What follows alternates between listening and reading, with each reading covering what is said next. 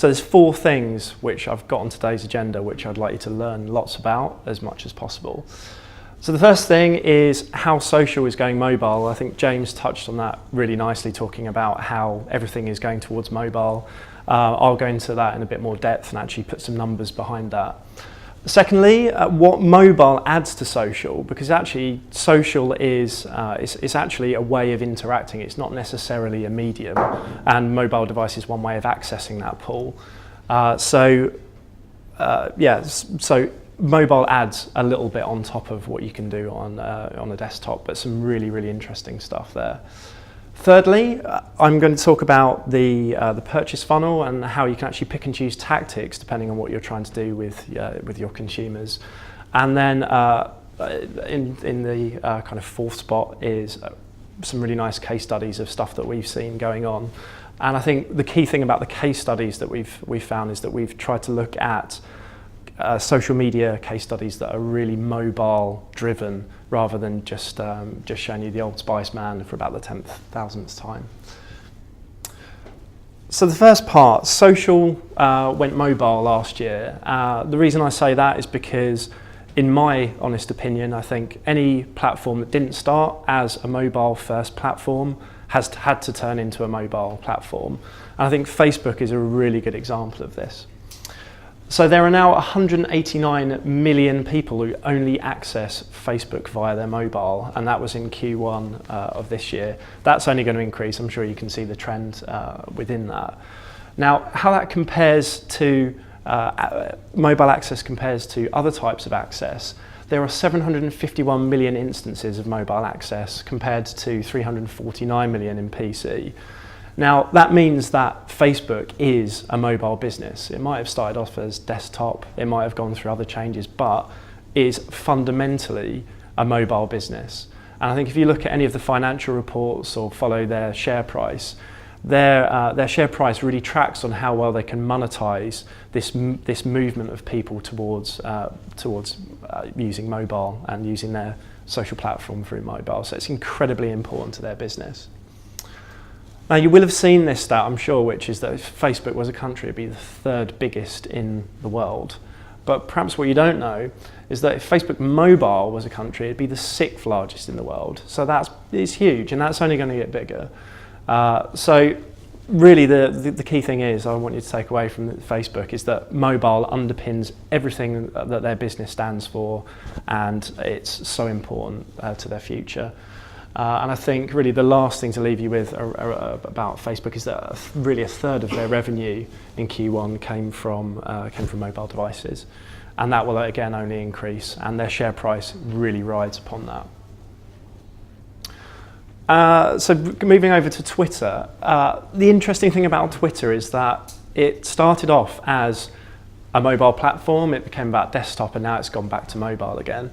This image, you can find it on Wikipedia, is some initial sketches that were made of Twitter when they were actually come up with the designs. And it was first and foremost conceived as an SMS social network, and there's a reason why it's 140 characters. It's because it's the length of an SMS message. And it was very much built to do that and be a mobile first platform.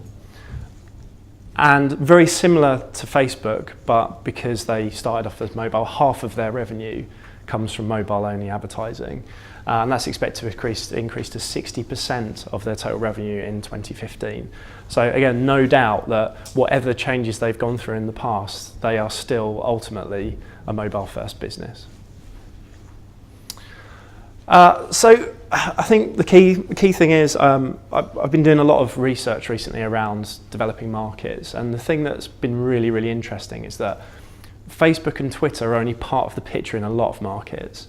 And I'm going to go into a bit more detail about some of the other things that are happening in terms of social around the globe. So first of all, it's not all about Facebook and Twitter. And there's, so for instance, Russia has a social network which is called vKontakte, but apparently it's pronounced very differently in Russian. I couldn't tell you how to pronounce it. Somebody knows, I'm sure, but it's also known as VK, so you can go to vk.com. And there's other social networks that aren't represented on here as well, which are equally big. And of course, China stands out as having some really different social media platforms in there as well. And I think this is a really great case study. There's a social media platform called Mixit, which is in South Africa, which is the largest social media network out there. And what's amazing about this social network is that if you notice that 83% of people accessing this particular social network are using a Java ME application. And for any of you who remember what that actually means, it's feature phones. So 83% of this social network is based on feature phones, which is incredible. But what I'd like to say is that doesn't mean that there aren't great opportunities for advertisers, and there are. Even though the handsets, when you look at these, they look like something from 5-6 years ago. You know, this brings back memories of when I was at sixth form and people were showing their new phones. But these are the bread and butter of what's happening in that particular environment. But the advertising is still really, really good. And I've seen a few decks. This is To Go, which is another social network which is in South Africa. And the ways that they're getting around the particular limitations of some of these devices is really, really interesting. So splash screens, they use a ton of splash screens because actually it doesn't mess around with the experience, but you can still get advertising when someone opens it up. So there's innovations around this. And I'd say that for anyone looking at developing markets and thinking that somehow the handsets mean that it's not relevant, I really do think you should look again. There's some incredible stuff, and I'll go into a case study later on about how this works really, really well. So, mobile, I think that mobile is social plus. That's why I've decided to label it. And I think if you look at what social can do, mobile can do all of that plus some extra stuff. And I think the reason why mobile and social work really, really well together is because they're kind of the same thing if you think about it. They're actually, mobile devices were meant to be social devices ultimately, although most people hardly ever make phone calls anymore, which is a shame. But I'd urge you to look at this particular report, which is from Microsoft, which is called Meet the Screens, which was released. It's not 2013, it's 2011 it was released. And it talks about the types of screens that we have in our everyday life and how we actually relate to them as personalities. And there's tons of lovely psychology around the way that these are used. And they refer to the mobile phone as the lover because it's the phone it's the device that you always have with you that you don't share with anyone else, and it knows all about you. And the tablet is known as the wizard because it can do everything. It can entertain, but it also knows everything about you.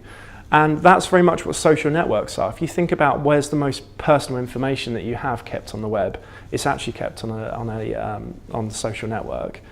And time again, you will see that the drivers for people taking up smartphones, particularly in South Africa, people want to buy smartphones, not so that they can navigate, not so they can read the news, but it's because they want to connect more deeply with other people.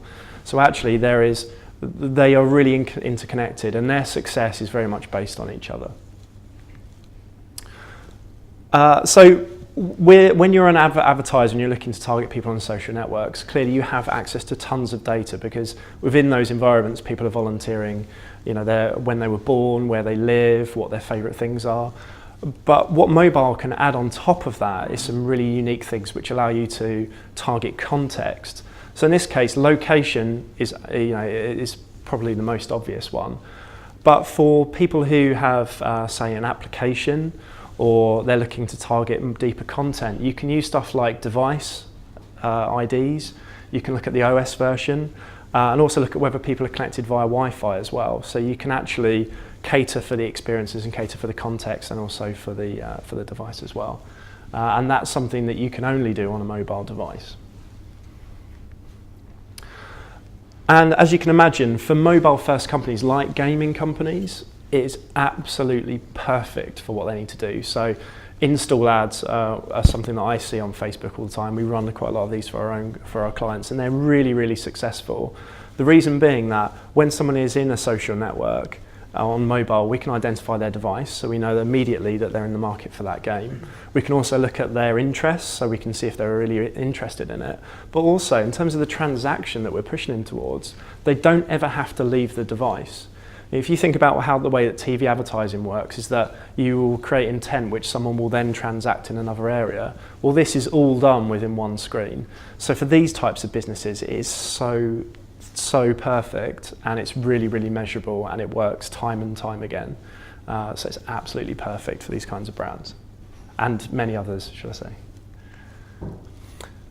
So that's really what's happening in terms of social, but also what we think that mobile adds to the whole social mix. So I'll touch very lightly on what our approach is in terms of the way that we work, because it very much depends on the client.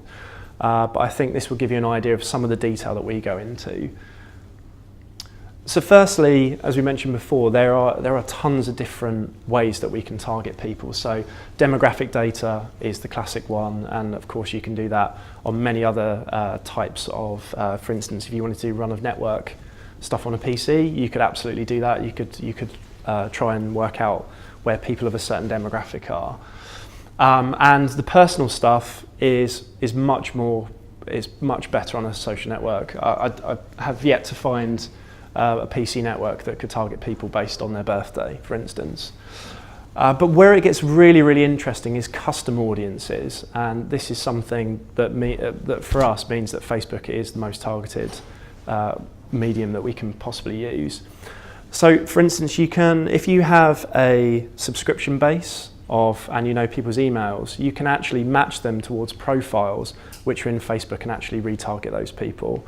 And that's just so incredibly powerful to reach people through a different medium by identifying them in your own subscription list.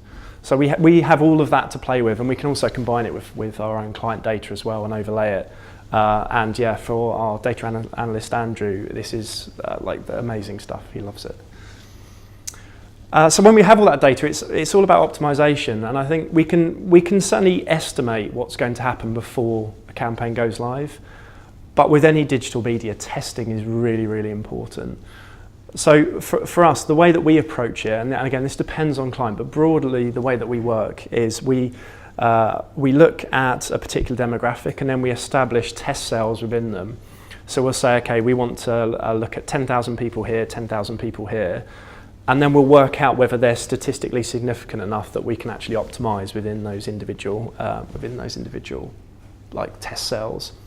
What we will then do is look within those test cells, but also overlay different types of creative. So we can serve, so in this particular instance here, we've got 9 different iterations where we will take, how many we've got there? So we've got 7 different types of creative, and we'll play them off. So we might do A, B, and C and A, B, C, D creative to launch, and then we might find that A and B are actually the best performing, so we'll actually optimize towards A and B, but then B will be the winning creative. And at that point, we'll introduce another creative, which is called Creative E. And we'll keep doing that so that we don't risk creative burnout, but also we get more understanding from the campaign and actually make it work harder. But there is a danger in that, and that's where this amazing thing, which I won't claim to understand fully, but I have a working knowledge of it, which is shade analysis, which is where, so for instance, if you have a campaign that works really well for females, it doesn't mean that you should just suddenly cut off the male demographic altogether. Actually, you can go within that demographic and say that 16 to 25s are performing really well, and then you optimize towards that. And this analysis is really about finding stuff that's statistically significant, which means that you can actually optimize based on that. And that's really, really important. And we're finding that for our clients, that works incredibly well, and really goes beyond that initial, the initial creative testing. So here's a case study. I can't tell you who the client is, but I can tell you some of the interesting results that we've had. So using some of this analysis, we found that Tuesday and Wednesdays were the best cost per downloads for an app that was seeded via Facebook. We found that free was a really big differentiator for this particular client, although it doesn't work for all clients.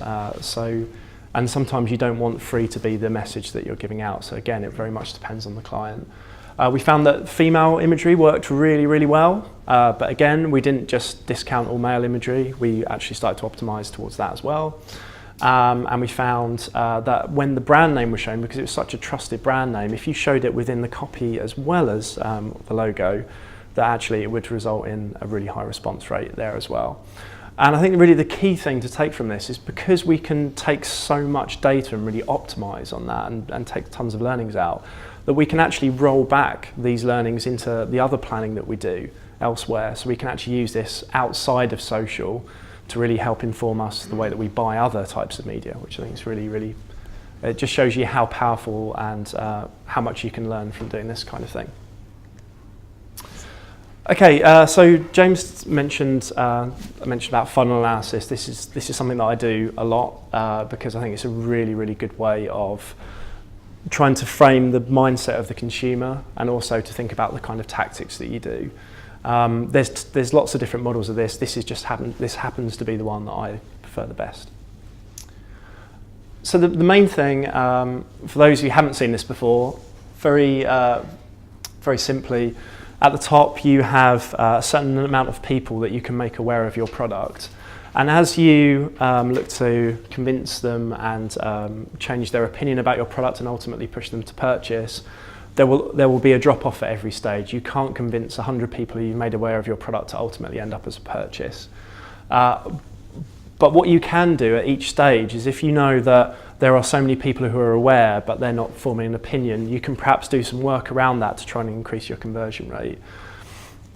Once they've gone to purchase, they are then known to you, and what you should do, and what every company should aim to do, is actually start having a relationship with that customer in terms of like continued engagement, because it's much cheaper to re-engage an existing customer than it is to find them again or to find a new one. So that's really important.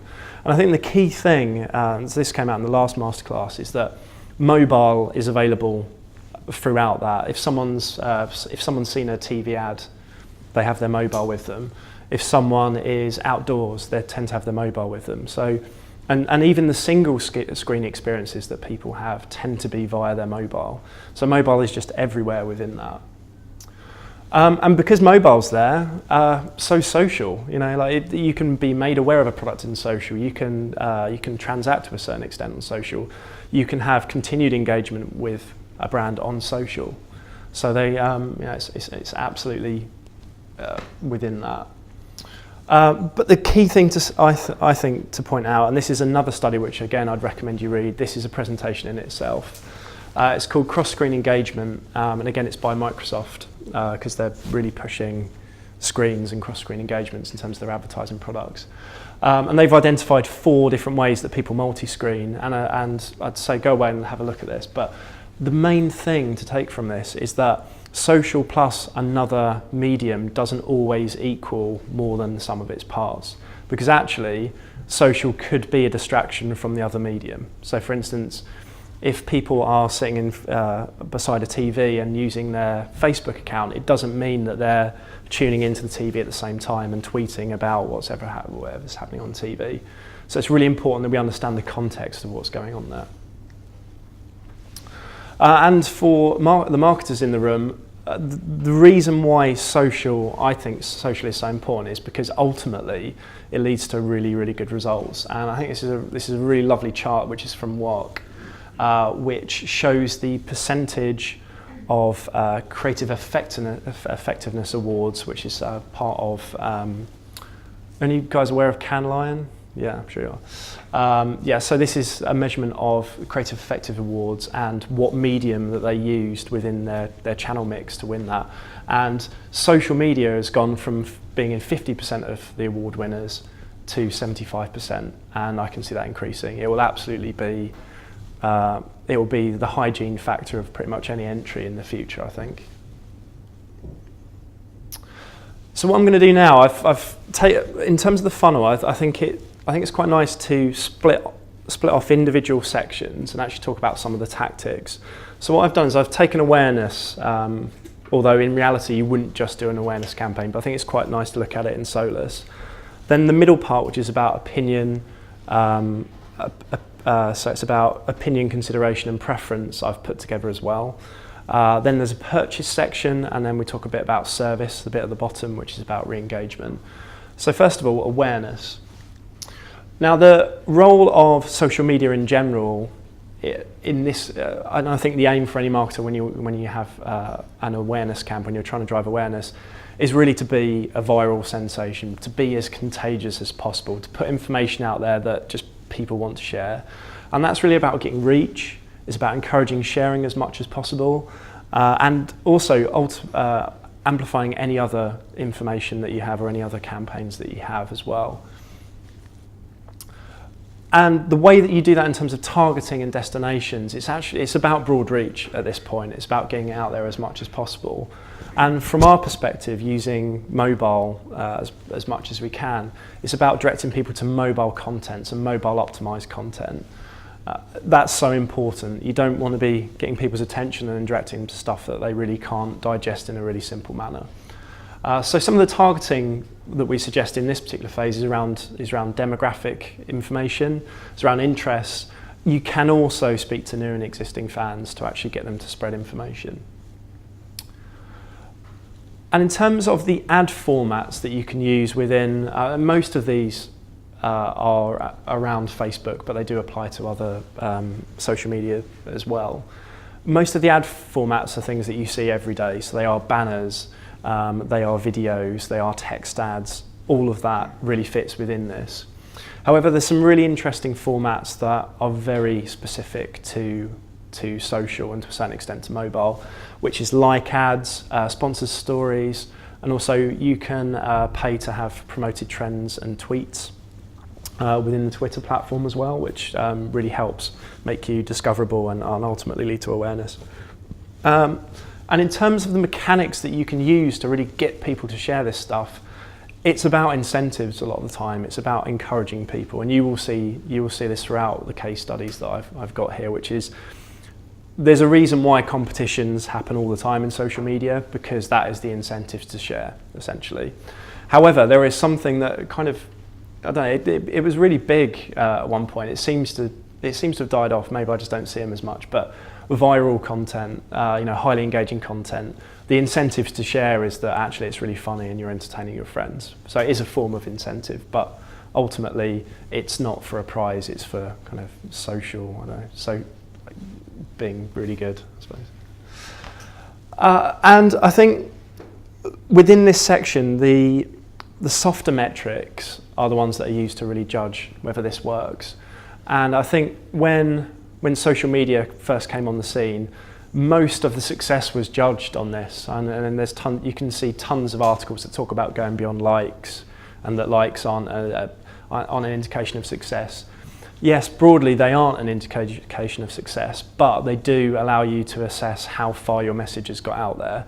So a like isn't necessarily an intent, but you know that actually it's been shared, which is really important. So we are now moving away from this, and I think the whole industry has moved away from this. And if anyone still judges their success on likes, I'd say, if you're doing anything beyond awareness or you have any ambition to, you should be looking at other metrics, which we'll talk about. And very quickly, here's some examples. There are tons of different examples of this. It's very much standard, I'd say standard advertising in terms of getting your message out there. So we've got stuff like Facebook. Facebook do some really nice ad formats. As we said earlier, it's really important to their business to do lovely ad formats. And sponsored tweets, which are Twitter, and I put the Mix-It splash screens in there as well, which I think is quite interesting. What's particularly interesting about the Facebook, the Facebook stuff is around the fan feed, not the fan feed, the news feed, is that there is no guarantee that your content that you put on there as on a fan page that someone subscribed to will appear in that, because there is an algorithm. The only way you can guarantee that the content will appear there is if you pay for it through an ad, which I think is quite interesting. So don't just assume that because someone's engaged with your brand that they're going to be seeing your content, because the Facebook algorithm might think differently. So as I said earlier on, I'm going to combine these three because I think they're really three stages of the same thing, which is really getting people to have a longer term engagement, which then convinces them that your product is really decent. So yeah, absolutely aim for positive long-term interaction, I think, is the main thing within this. So first of all, you should be engaging current and future customers and trying to convert opinion as much as possible. And there's so many different approaches to this. It's really hard to generalize because actually each business has its own way convincing people to buy things. So, for instance, if you're a fast food outlet compared to a seller of motor cars, it's going to be very, very different. But the key thing is, it's about, in terms of what you're doing in terms of targeting and destinations, it's about really tight targeting, because you should actually understand a bit about what's going on and what people like and who's really receptive. And then pushing them towards content. And again, for our business, it's about pushing people towards mobile optimized content. And if you notice, there's one thing that we add on in terms of destinations, which is beyond awareness, which is around feeds and articles. At this point, it doesn't necessarily mean that you have to engage people with your own content. It could be that you're sharing other positive content that you find on the web. And you'll see this quite a lot within Twitter, that people actually share links around where their brand's referenced, which I think is really nice. And in terms of the ad formats and the mechanics, it's really about deeper ads and interactions. So if you look at some of the ad formats that we'd use within this, it's around question ads, event ads, sponsor search. It's stuff that people actually have to do something with. And the mechanics reflect that as well. So product sampling, polls and questions. This is the stuff that you will see again and again in case studies, because this is the stuff that actually creatively can be really, really interesting. And if you notice there, the last one of the things I talk about there is UGC as well. It's ultimately, if this is about deeper ads and engagement, you should absolutely be thinking about how people can contribute to your brand story as well.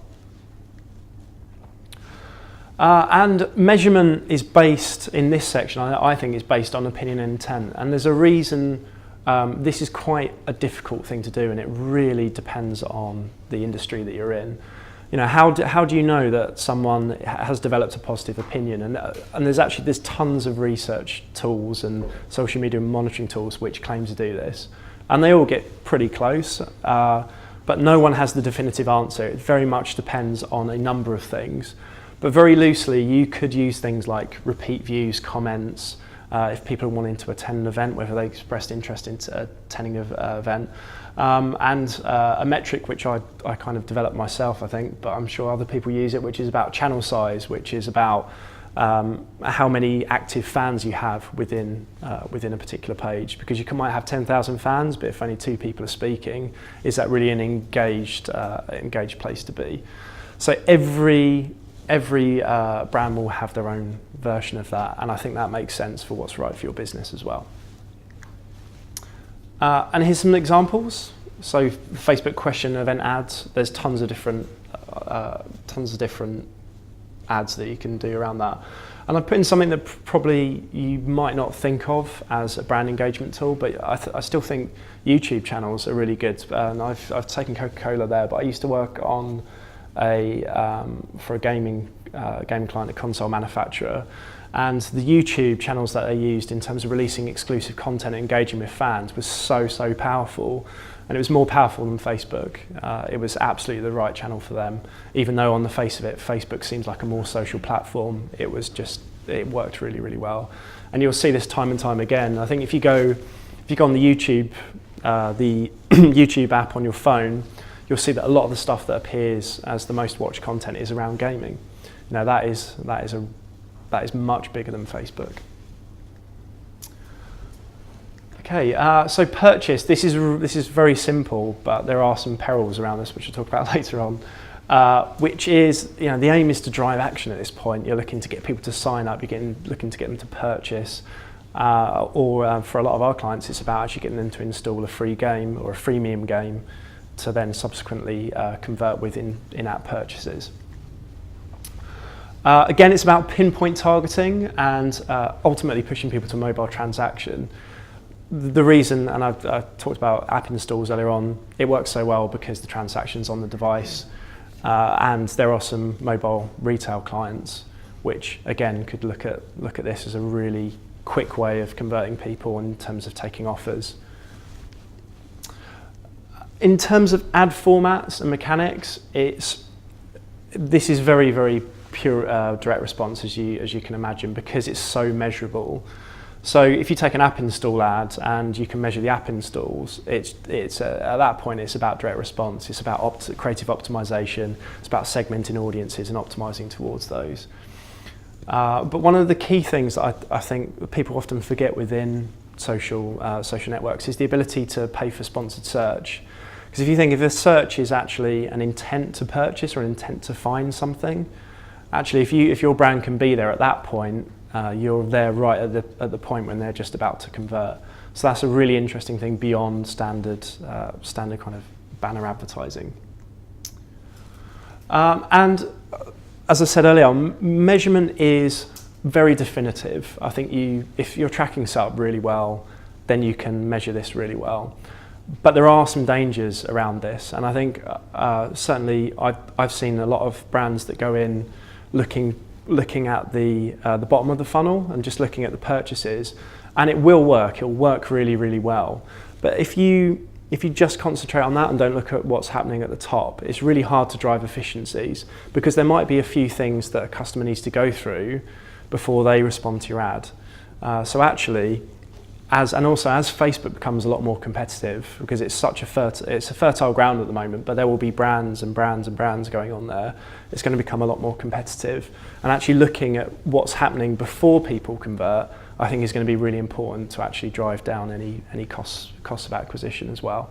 So yeah, so it will work, but there are other ways to actually improve in that just beyond looking at that last part. Some examples here. So we talked about app install ads, and there's sponsored search as well. I definitely think you should check that out. It's really, really interesting. And lastly, service. So this is something that that should exist beyond mobile, but there are some interesting mobile case studies which we'll go into. But it's about providing a link between the brand and the customer, and actually nurturing that kind of good relationship as well. And I think really the key thing that social media allows people to do is to speak to their customers in their own environment. They don't have to come into their shop. They are hanging out in that particular social network, and actually you can engage with people very much in the way that they engage with each other. That's why it's so it's so good for them. And really, what we can do in terms of paid for opportunities, I think at this stage you should have enough engagement that actually you shouldn't need to spend a ton on re-engagement. However, there is some real there's some real kind of hygiene factors that you can do around SEO and SEM to make sure that you are discoverable. So if someone's asking a question about your brand, trying to find out something about your product, that actually you are there at that point, and you are top of that search, and you are really easy to discover.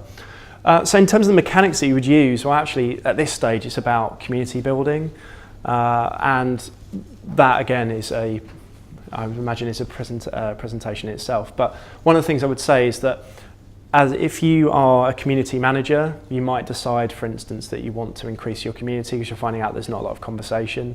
Well, at that point you'd start using some of the other techniques that we've had earlier on, which is more about acquisition. But generally, if the community's healthy, it's about actually nurturing that community and allowing the content to be discoverable. And yeah, metrics, there are tons of metrics to measure this, but ultimately I think, and I'll show you in the case study later on, but ultimately the measurement comes down to cost. It's a really cost-effective way of providing customer support. And whether you're measuring the size of the community, whether how many positive responses, it's all about efficiency, reaching people, reducing costs. So ultimately it comes down to that, however you measure it. In terms of a summary, I think really the key thing is that yes, you can think about these stages differently, but ultimately the goal is to do them all together. Because of course once you've got people aware of your service, you absolutely want them to be considering your product. You should be pushing them towards purchase, and once you've got them and you know everything about them, you should be providing a great service, is what everyone should be doing. So here's some key considerations, I think questions to ask yourself when you're actually thinking about how you're producing this, whatever strategy you do. So the first thing, overall, think about what mobile can add. I mean, I've talked about location, I've talked about device. What can it add to your business?